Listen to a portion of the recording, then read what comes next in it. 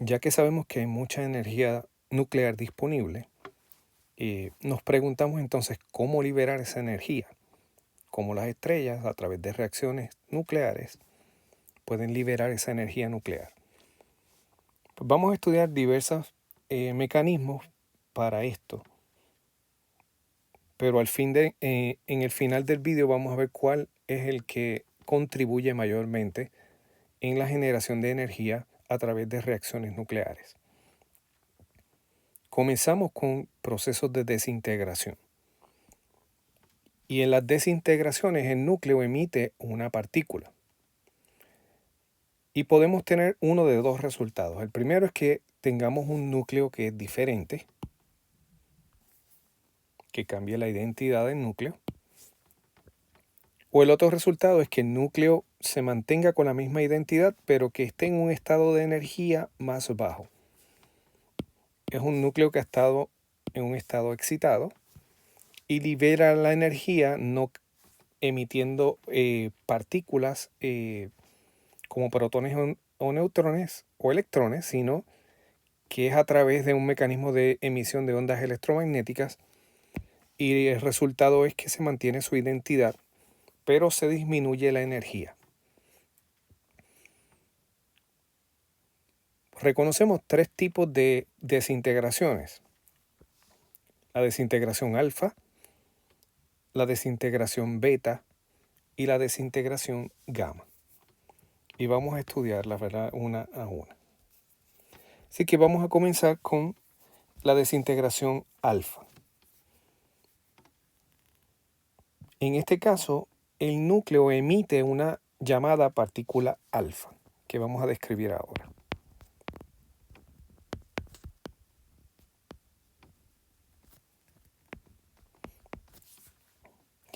La partícula alfa primero se identifica en las reacciones nucleares de la siguiente forma: helio 4. Por lo tanto, esto me dice lo que es esa partícula: es un núcleo de helio. Y note que si es helio 4, tiene entonces 2 protones y 2 neutrones.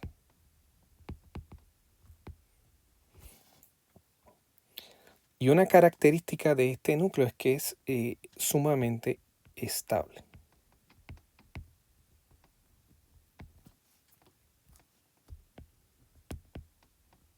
Así que una vez emitida, pues se mantiene, ¿verdad?, como un núcleo de helio. En este tipo de desintegración, el núcleo final tiene 2 protones y 2 neutrones menos que el núcleo original. Así que en este tipo de desintegración, el valor de Z del número atómico disminuye por 2. O sea que se pierde 2 protones. Y el número de masa atómica A disminuye por 4.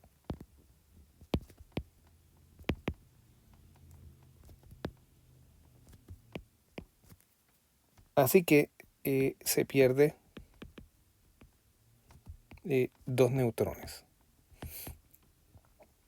Notes que el número A suma la cantidad de protones y neutrones, así que si perdemos 2 neutrones y 2 protones, tenemos una disminución en ese número de 4. Y podemos dar un ejemplo. Vamos a suponer que tenemos uranio 238.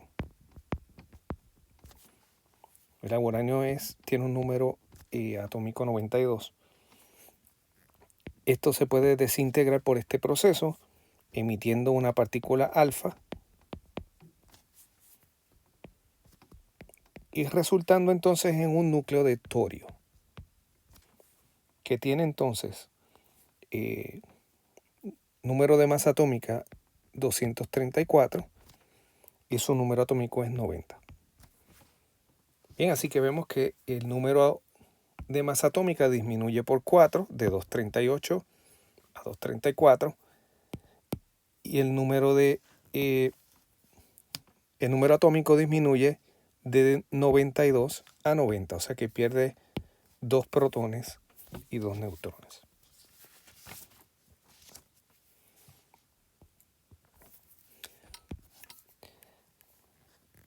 La energía liberada en este caso es cinética.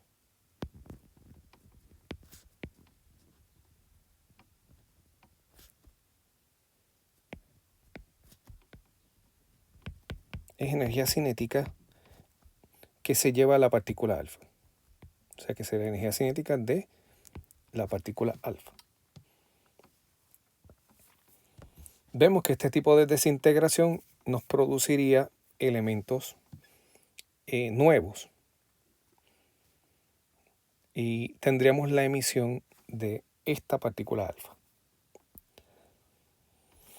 Vamos entonces a la próxima y vamos a tomar el caso de la desintegración gamma y vamos entonces a definir lo que es un rayo gamma. Pues lo primero que debemos decir es que es un fotón de alta energía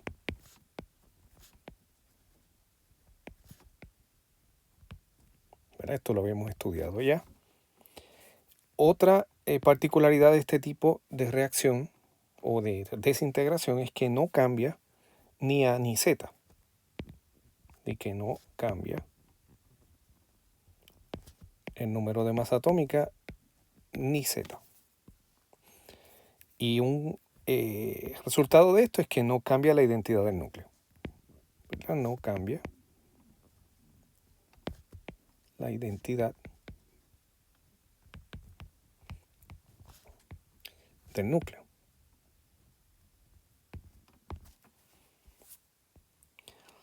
Y se produce, ¿verdad?, como resultado de una transición en los niveles de energía nucleares. Así que es el resultado de una transición en los niveles de energía nucleares. Así que, así como los electrones tienen niveles de energía, ¿verdad?, en el átomo, los protones y neutrones tienen niveles de energía en el núcleo. Y la mecánica cuántica, ¿verdad?, describe en algunos de los modelos que se han presentado cómo son estos niveles de energía y se permiten transiciones en esos niveles. Y la emisión de radiación es posible cuando ocurren ciertas transiciones en los niveles. La diferencia en energía en los niveles es tan grande que los fotones que se emiten no se emiten en electronvoltios, sino se emiten en las unidades de energía más altas. Así que si miramos la energía del fotón, uno la puede conseguir como la diferencia en energía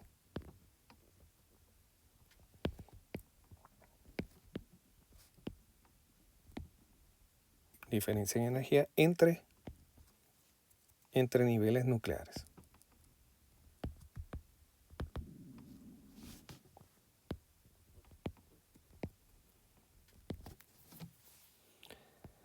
Bien, así que pasamos entonces a la desintegración beta. Y vamos a hablar un poco de lo que es la partícula beta.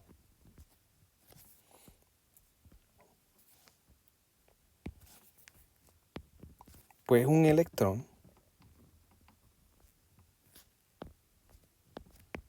o positrón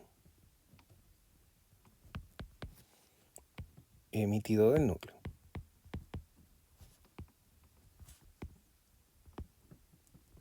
El positrón es la antipartícula del electrón. Y luego de que terminemos de discutir esta partícula beta, yo voy a hacer un paréntesis para hablar un poco de lo que es la antimateria y de lo que son las antipartículas. El efecto de emitir una partícula beta es que la carga del núcleo aumenta o disminuye, dependiendo de si se emite un electrón o un positrón. La carga del núcleo aumenta o disminuye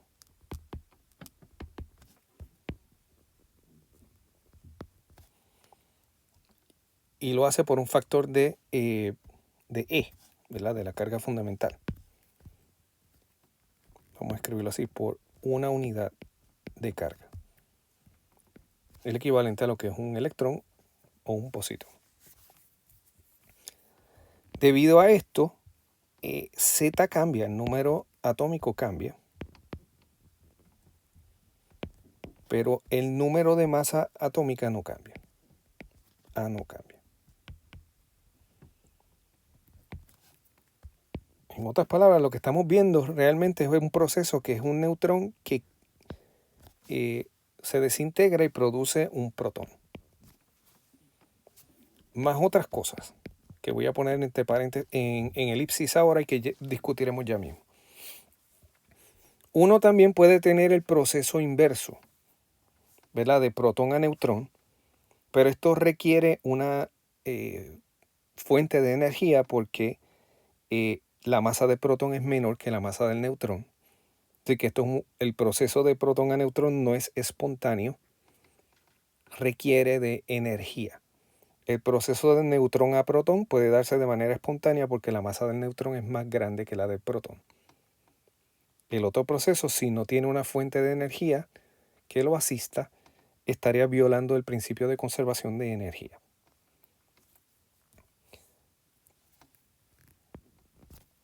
Como producto de esta desintegración beta, se producen neutrinos.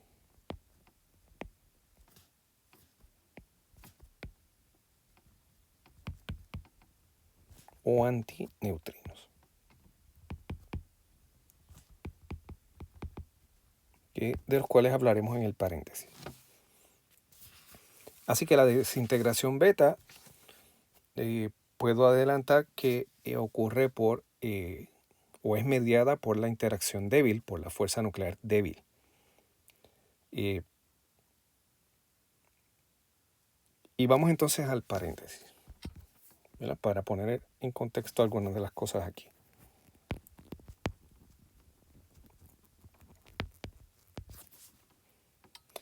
Vamos a hablar un poco de la antimateria. Teóricamente y experimentalmente se ha encontrado que toda partícula tiene una antipartícula. Así que vamos con eso. Toda partícula tiene una antipartícula. Hay una especie de simetría en el universo donde cada partícula tiene su antipartícula.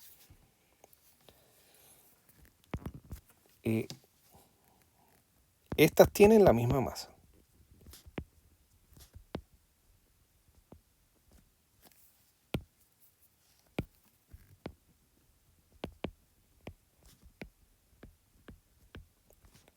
Por ejemplo, si uno busca la masa del electrón, que yo la voy a llamar m sub e negativo, y la masa del positrón, que sería su antipartícula, vamos a llamarle e positivo, esa masa es la misma.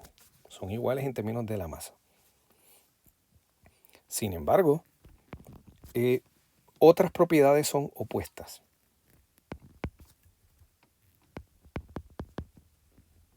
Tienen otras propiedades opuestas.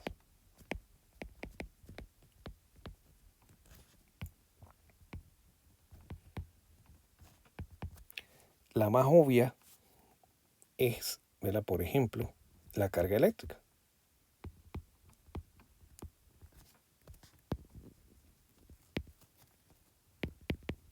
No es la única, pero es la más evidente. Así que el positrón es como un electrón, pero con carga positiva. Lo podemos ver de esa forma. Y surge algo interesante cuando se encuentran materia con antimateria, partícula con antipartícula. Así que cuando una partícula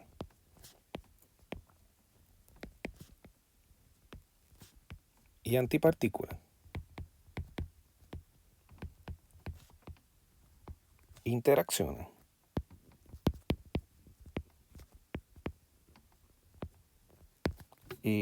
se aniquilan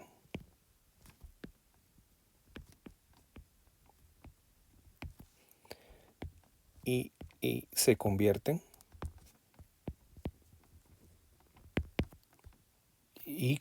debo decir, déjame quitar esto aquí, y convierten,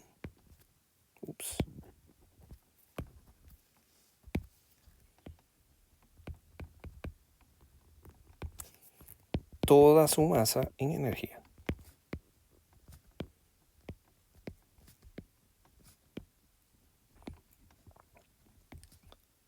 Así que, por ejemplo, si tenemos un electrón que interacciona con un positrón, el resultado va a ser energía. En términos, en forma electromagnética, ¿verdad? Producen rayos gamma.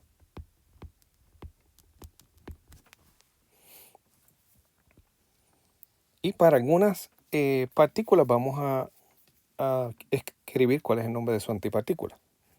Por ejemplo, si tenemos el electrón, su antipartícula es el positrón.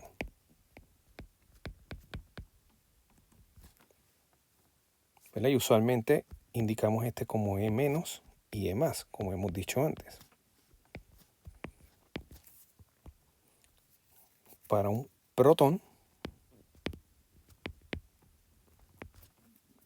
que generalmente usamos la letra P minúscula, tenemos el antiprotón. Y usamos la siguiente notación, ponemos P con una barra encima. El neutrón, usamos la letra N, tenemos el antineutrón,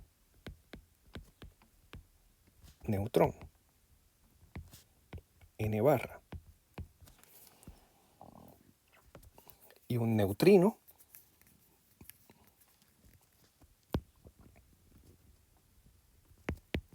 usamos la letra Nu para los neutrinos, y su antipartícula es el antineutrino,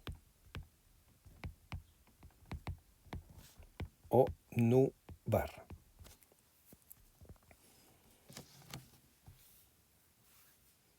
Así que esto es un breve resumen de lo que son las antipartículas. Y ahora quisiera mencionar algo sobre los neutrinos.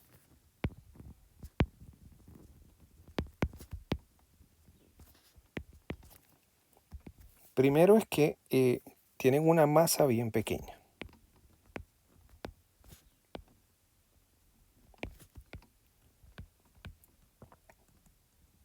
Bien pequeña es que se aproxima a 0 electronvoltios. O sea que tienen una masa sumamente pequeña. Y de hecho, originalmente cuando se predijo la existencia del neutrino, se pensaba que la masa era 0. Pero experimentos recientes, ¿verdad? No, desde hace ya un tiempo, han mostrado que la masa no es 0, sino que es pequeña. Y hay algo que se conoce como neutrino mixing, que es una mezcla de estados de los neutrinos que muestran que deben tener masa. Otra cosa importante es que solo interaccionan a través de la fuerza débil. Solo interaccionan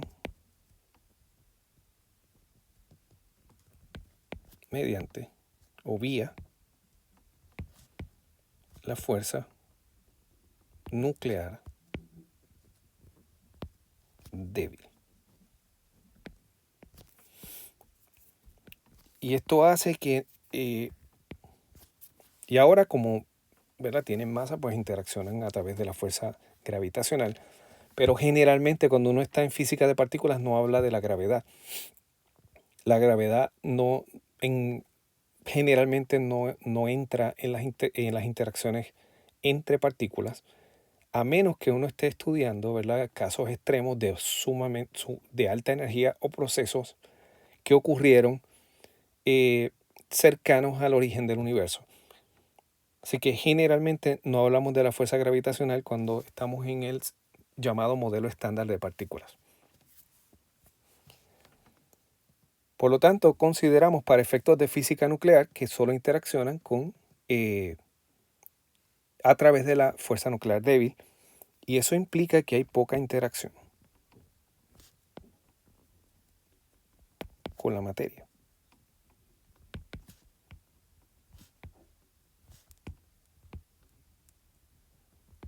Los neutrinos en el Sol pueden producirse en el núcleo del Sol, atravesar todo el Sol, llegan a la superficie y siguen sin interaccionar con ninguna de las partículas que se encuentran. Bien, de vez en cuando habrá una interacción, pero en general los neutrinos casi pasan libremente a través de toda esa masa densa del Sol hasta la superficie y escapan.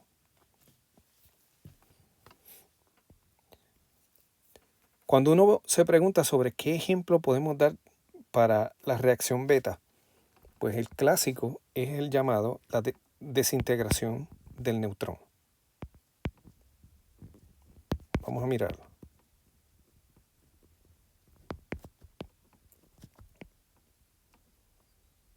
El neutrón, si se encuentra solo, no es una partícula estable, sino que se va a desintegrar. Y ese proceso toma un promedio de 11 minutos. Así que si usted tiene un neutrón aislado, en un promedio de 11 minutos ese neutrón pues se desintegra. ¿Verdad? Cuando hablamos de promedio estamos hablando de que es un tiempo tomando un grupo enorme de neutrones, ¿verdad? Cuando tenemos un solo neutrón, pues en promedio sería ese tiempo, pero eso no quiere decir que va a desintegrarse en 11 minutos, puede ser antes, puede ser después. Pero para tener una idea de lo rápido que es esa desintegración cuando tenemos un grupo de neutrones. En el caso de la desintegración beta de neutrones, tenemos un neutrón y este se va a desintegrar en un protón. Pero note que tiene que haber la emisión de algo que tenga carga negativa para que la carga sea neutral, ¿verdad? La carga de neutrón es cero, el protón tiene carga positiva, así que se emite una partícula beta del núcleo con carga negativa, lo que equivale a un electrón. Así que aquí le podemos llamar, otra manera de escribir esto es beta negativo. Además, este proceso se acompaña de un antineutrino. Y ese es el proceso de desintegración beta del neutrón. Y como mencioné, el tiempo promedio de esta desintegración para un neutrón aislado es cerca de 11 minutos.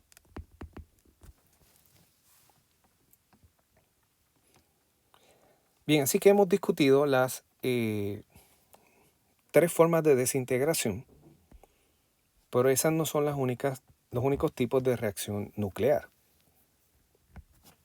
Pasamos ahora a otro tipo de reacciones nucleares, que sería la fisión nuclear.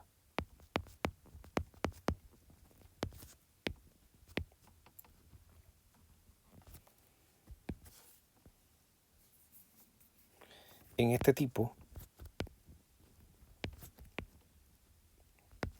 de reacción, un núcleo se separa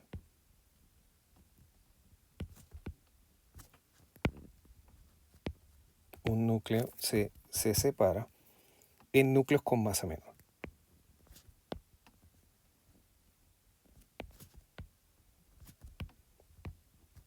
Así que un núcleo grande pues se divide y entonces tienen como resultado de la reacción pues digamos dos núcleos. Así que estos núcleos hijos vamos a llamarle hijos entre comillas, ¿verdad? Porque son producto de el núcleo padre, como se le conoce a ese núcleo inicial. Estos núcleos hijos son más estables.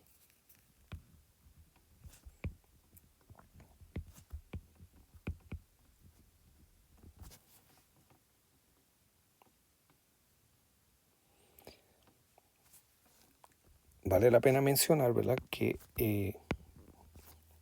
el núcleo más estable es hierro.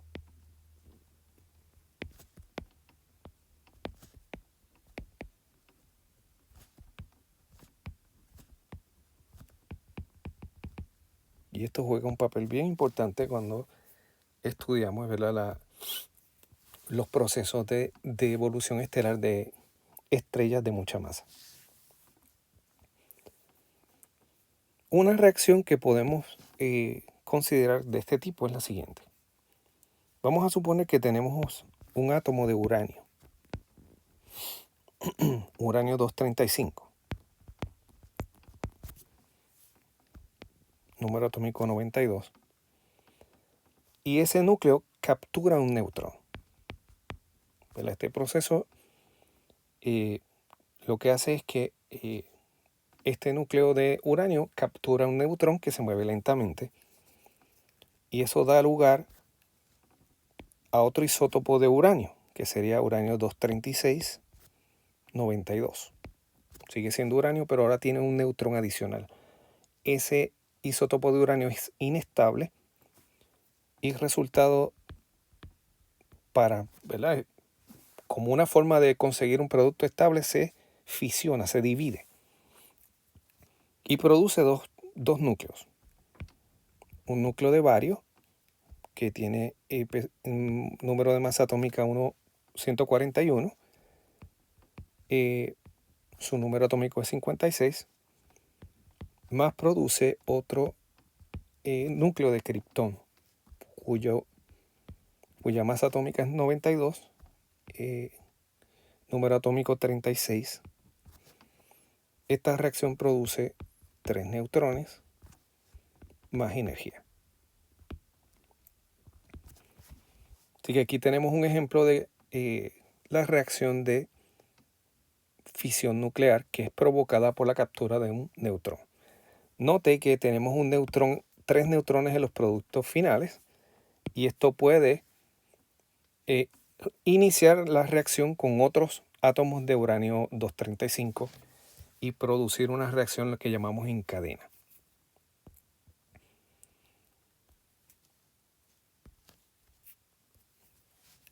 El último entonces de los procesos o reacciones nucleares que vamos a estudiar es el de fusión nuclear, que básicamente sigue la ruta contraria a la anterior. Así que en este caso, núcleos de masa pequeña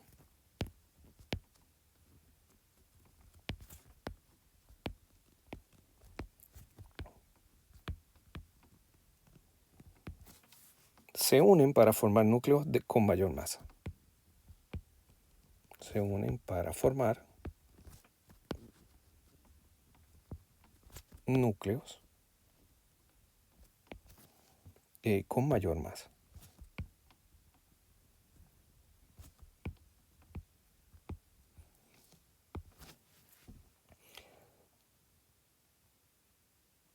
Y este mecanismo de fusión nuclear es el que,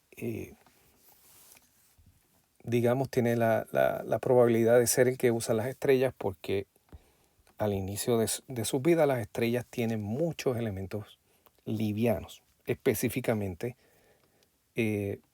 hidrógeno.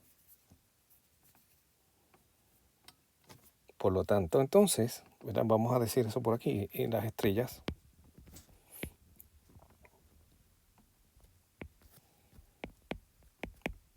tienen gran cantidad de elementos llamados livianos, especialmente hidrógeno. tanto, la fusión nuclear se presenta como una reacción importante para la generación de energía en las estrellas. Así que la fusión es importante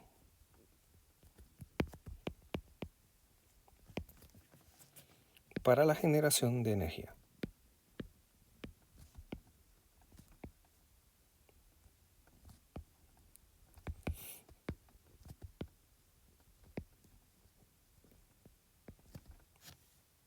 En las estrellas.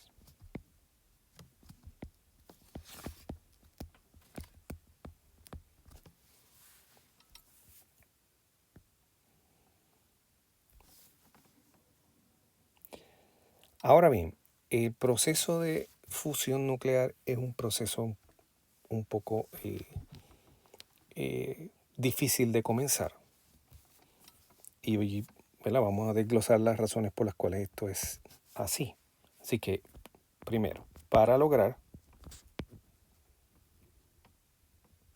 fusionar núcleos,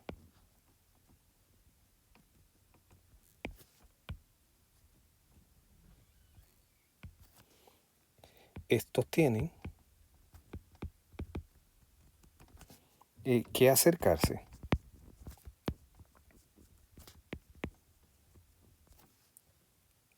a distancias sumamente pequeñas. Sumamente pequeñas.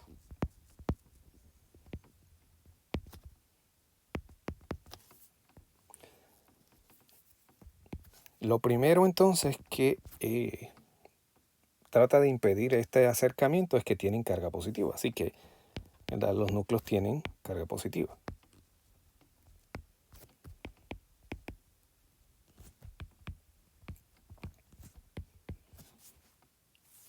La implicación de eso es que se repelen. Así que, por lo tanto, se repelen. Y el asunto se complica porque mientras más cerca están, mayor es la fuerza repulsiva. Mientras más cerca están, mayor la fuerza repulsiva.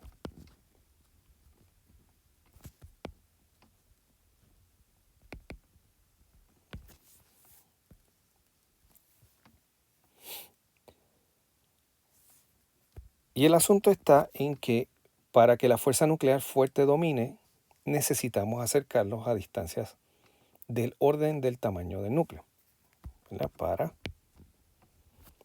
que la fuerza nuclear fuerte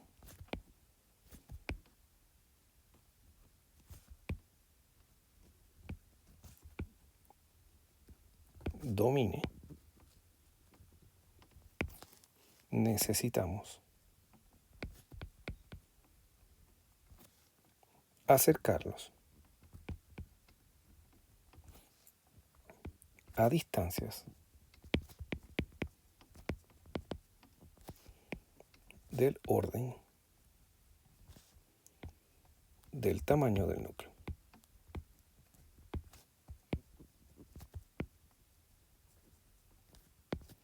Recordamos que el tamaño del núcleo es cercano a 10 a la negativo 13 centímetros, así que en ese orden es que nos necesitamos acercar y tenemos la fuerza eléctrica, fuerza repulsiva que trata de alejarnos.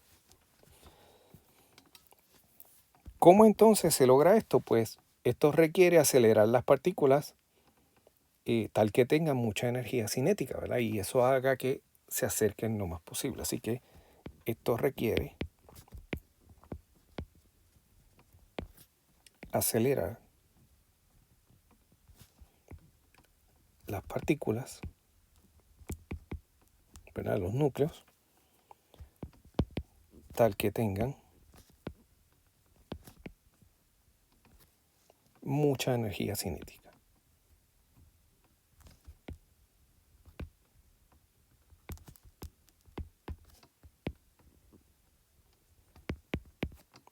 Y entonces, ¿cómo logramos esto? Pues esto requiere altas temperaturas.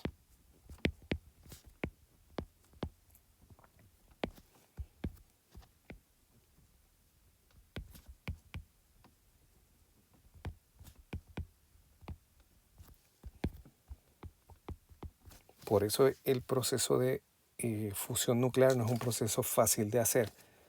Y nosotros en laboratorios terrestres hemos tenido éxito logrando que átomos se fusionen, que núcleos se fusionen por tiempos sumamente pequeños.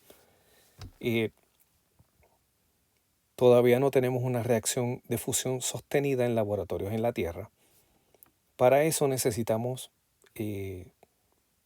¿verdad? Modificar un poco, tal vez se logre esto en el futuro cercano, pero hasta el momento no se ha logrado.